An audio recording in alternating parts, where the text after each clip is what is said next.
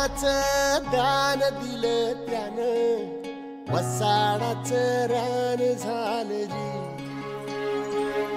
अर मातीच्या पोटात अस्मानाचं बळ, माऊलीची लाज राखजी. या विनमिन त्या दिव्याला तू